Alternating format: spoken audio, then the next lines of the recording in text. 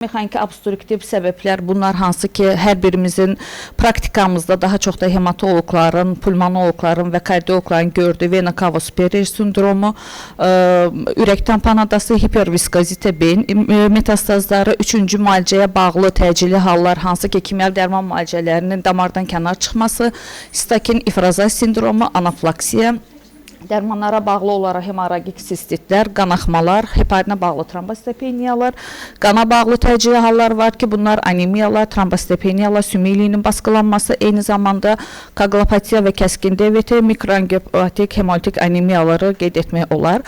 Tümörlizis sindromu nədir? Ümumiyyətlə qeyd etmək istəyirəm ki, tümörlizis sindromu hematoloji şiş xəstəliklərinin parçalanaraq orqanizmə buraxdığı parçalanmış məhsullarından yaranan əhəmiyyətli pozğunluqlara səbəb olan kritik bir vəziyyətdir. Bu pozğunluqlar kəskin böyrək zədələnməsi, ürək aritmiyası, hətta ölümə qədər gətirə biləcək bir ağır fəsadlarla nəticələnə bilər. Səbəb olaraq digər bir şəkildə göstərilmişdir. Xəstə limf nodunun bir kanser olaraq parçalanmasında qana ifraz olunan hansı ki kalium miqdarının artması, fosforun, urik asidin artması və kalsiumun düşməsi, buna uyğun olaraq xəstədə baş vermiş bir komplikasyonlar haqqında danışmaq istəyirəm. Risklər nədir?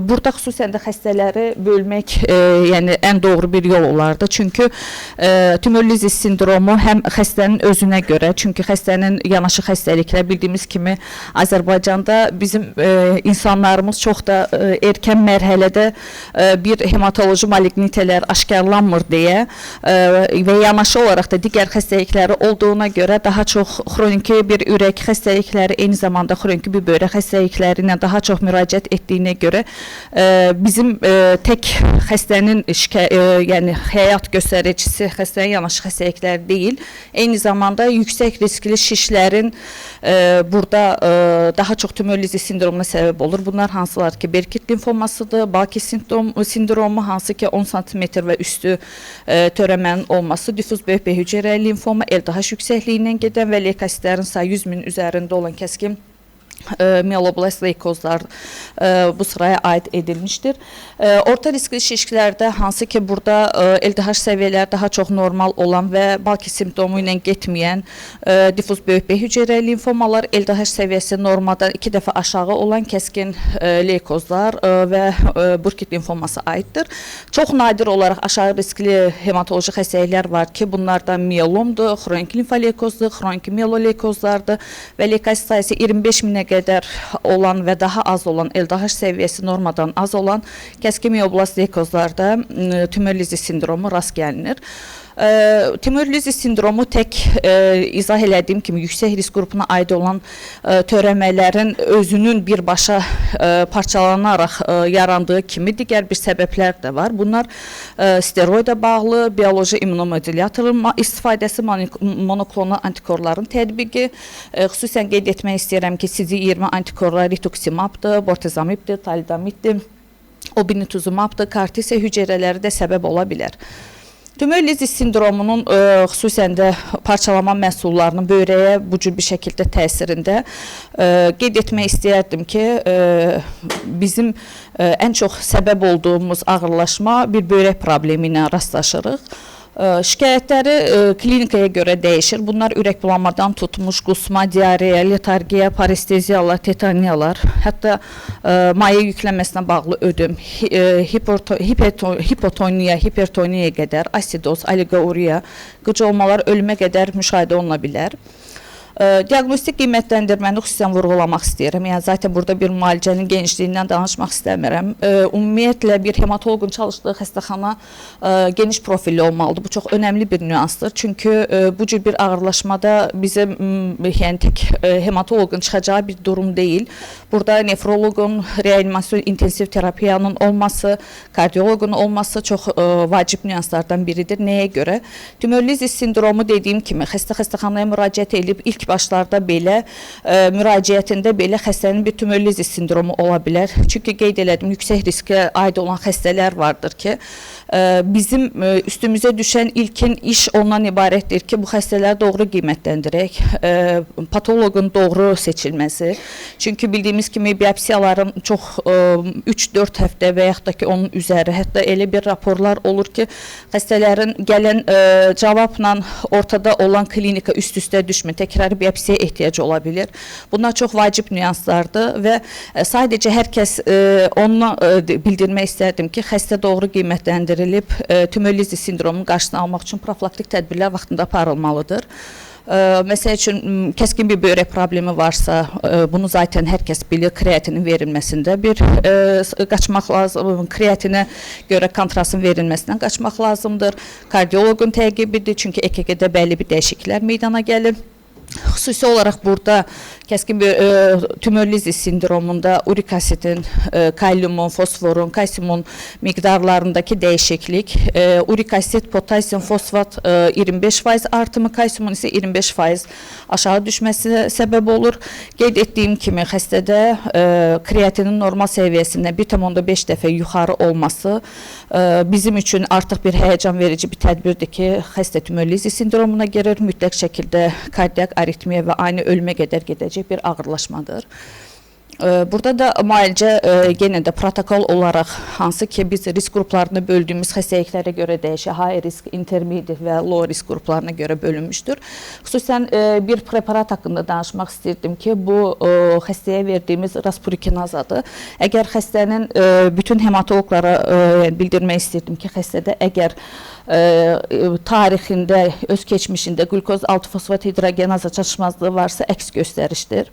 Bir də raspurikinaza bir anafilaktik şok verə biləcək dərmanlar siyahısına da aid edilmişdir. Müalicəsini zaten bilirik ki, intensiv terapiya da aparılır. Bunun üstünə çox qalmaq istəmirəm. İkinci bir hiperkalsemi nədənləri. Burada ən çox mənim diqqətinizi çəkmək istədiyim nədir? Bəzən olur ki, bir xəstə sadəcə bir qan analizindəki nəticə olaraq bir kalsiumun yüksəlməsi ilə gəlir həkimə və biz kalsiumun yüksəlməsinin burada səbəbləri var. Bu genetikdən tutmuş endokrin, dərmanlar, vitamin D, paratormonun dəyişikliyi, hiperparatiroidiyə görə dəyərləndirsək də, çox təəssüf ki, tək kalsiumun yüksəkliyi digər branşa aid olan həkimlərimizdə, xüsusən də ki, endokrinoloq və terapevtlərimizdə bu sırf bir altda yatan hematoloji maligin varmı, yoxmu bir şübhəsinə gətirib çatdırmır. Bu xüsusi olaraq vurğulamaq istərdim ki, hematoloji malignitələrdə tək bir kliniki olaraq qan analizində verdikdə kalsiumun yüksəlməsi altda yatan bir hematoloji xəstəliyin olduğunu göstərə bilər. Bunun da bariz nümunəsi hər birimizin bildiyi kimi multipil miyelomdur. Burada hiperkalsiyemiyə aid olan şikayətləri ayrı-ayrı qeyd etmək, zaten qrafikdə qeyd etmişəm. Və hiperkalsiyeminin də simptomlarına görə aritmiyalardan tutmuş, EKG-də kütük dişinin qısalması, eyni zamanda sümüklərdəki osteoporoz, arterit, deformitelərə gətirib çıxarır və qeyd etdiyim kimi yanaşı olaraq xəstəliklərdən burada verildiyi kimi hiperkalsiyemiyada bir mənalı şəkildə hətta sarkoidozu belə düşünmək lazımdır ki, xəstə doğru yönəldilsin və bu xəstələr ortada digər bir endokrinoloji problem kimi dəyərləndirilməsin.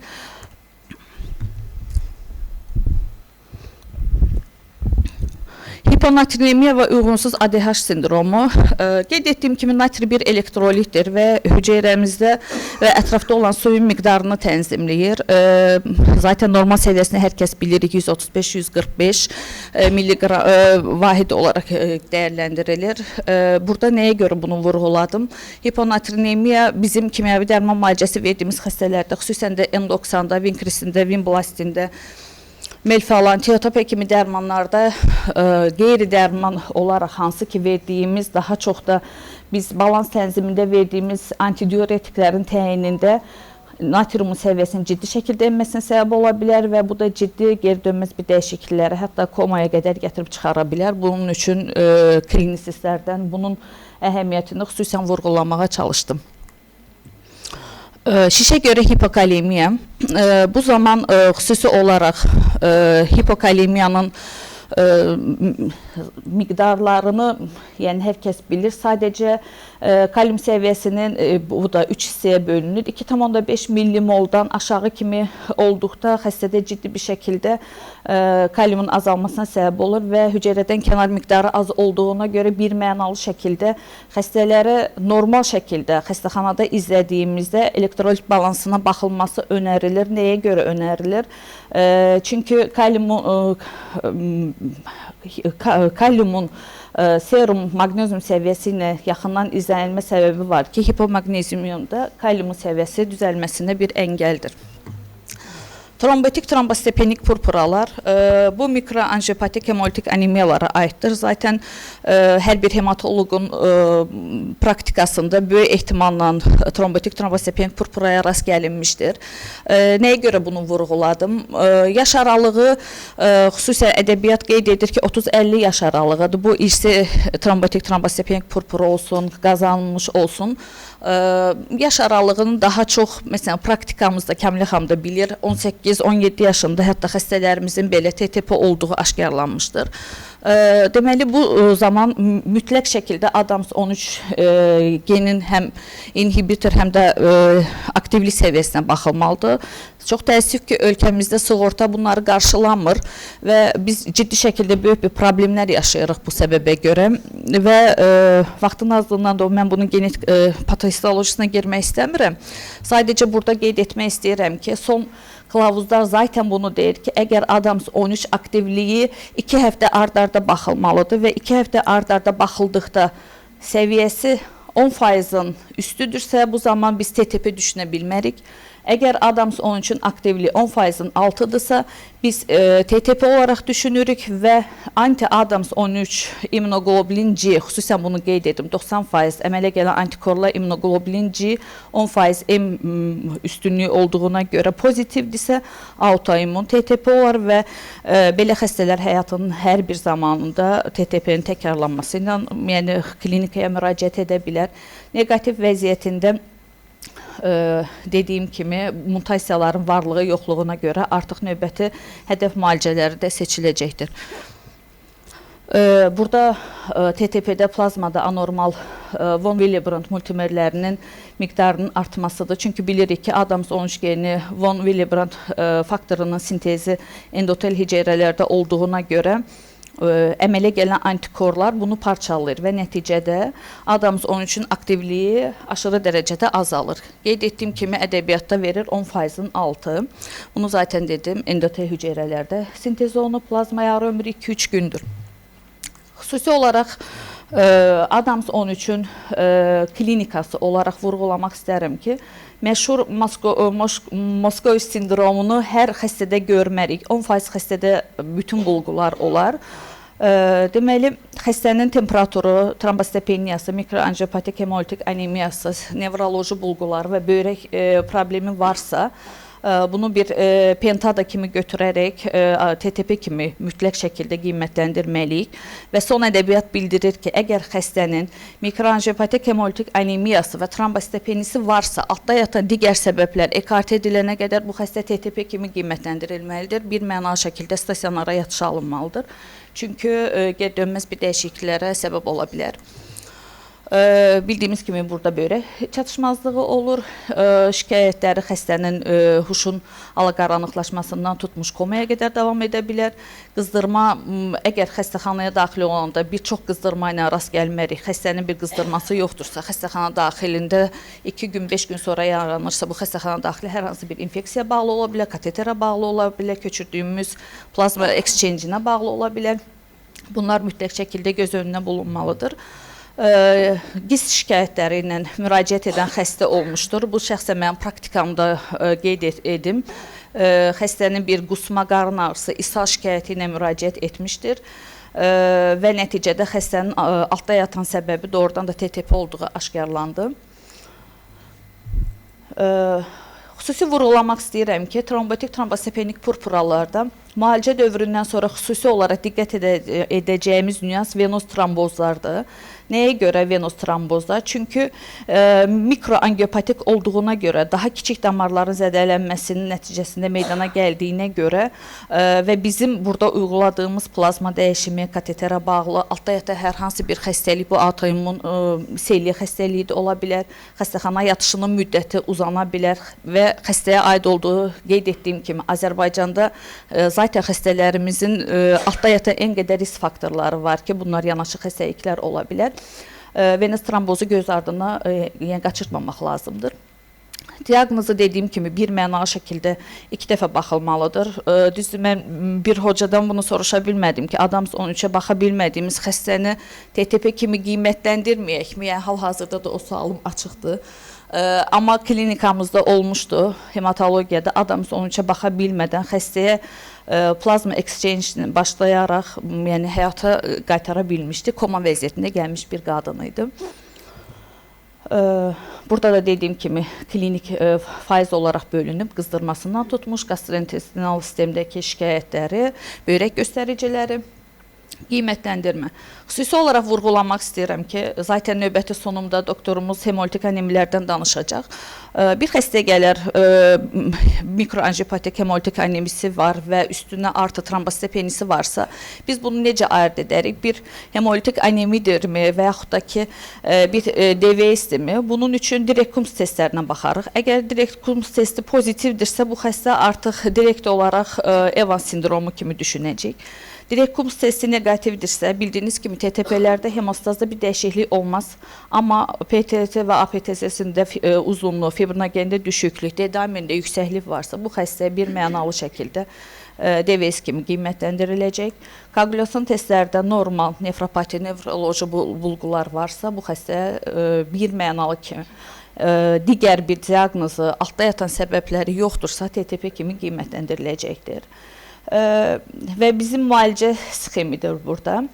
Bildiyiniz kimi TTP daha çox klinikaya xəstələr yatışı alınanda ilkin olaraq aradakı fərqi qoyduğumuz xəstəlik hüsdür. Burada bunun qeyd olunmuşdur. Zaten hüsdə bir nevroloji bir şikayət görmərik. Və Adams 13-ün aktivliyi dediyim kimi TTP-də 10%-in altıdırsa TTP kimi qiymətləndirib, burada plazma exchange, immunosupressiv müalicə, bildiyiniz kimi son zamanlarda rituximab, vinkristin, N90, eyni zamanda siklosporin və son ədəbiyyatlar spenektominin belə effektiv olduğunu qeyd edir. Hüsdürsə, zaten biz bu xəstələri almırıq, direkt nefroloji bir şöbəyə devr edərik, onların da standart müalicə tədavisi eklizumab əlavə olunur. Müalicədə yeni bir preparatı mən bir faz çalışma olaraq gördüm. Kaplacizumab haqqında danışmaq istərdim. Yəqin ki, bizim həkim yoldaşlarımıza da maraqlı olar. 2 çalışma aparılıb. Titan faz 2 və Herkules faz 3 çalışması. Burada çox uzun danışmayacağım. Sadəcə buradakı bir nəticəni qeyd etmək istəyirəm ki, bu çalışma nəticəsində həm maddiyyat olaraq çox bahadır və nəzərə alsaq ki, ölkəmizdə bir sığorta sistemi yoxdur. İkincisi, qoruyucu təsiri kəskin dövr üçün çox qısadır. Üçüncüsü, xüsusən vurğulayır ki, xəstələr əgər əl çatmaz bir şəraitdədirsə, plazma exchange yoxdursa, birinci seçeneği olaraq verilə bilər. Refrakter xəstələrdə başlanıla bilər, ümid yeri verir. Lakin maddiyyat baxımından və xəstəliyin erkən təkrarlanmasına görə hal-hazırda tam öz belə deyim nəticəsini doğrulamamışdır. Hiperviskazite sindromu tez-tez rast gəldiyimiz bir sindromdur. Xüsusən də ki, artan qan özlüyünün kliniki nəticəsidir. Burada təbii ki, fərqlənir. Məsələn, talasemiya mərkəzinin çalışdığı daha çox oraq hüceyrə anemiyalı sferostozlar. Daha çox artan immunoglobinindən artması, bizim klinikada daha çox gördüyümüz valdoşdura makroglobulinimsi, çox saylı miyeloma, revmatologların gördüyü birləşici toxuma xəstəliklərində rast gələ bilər.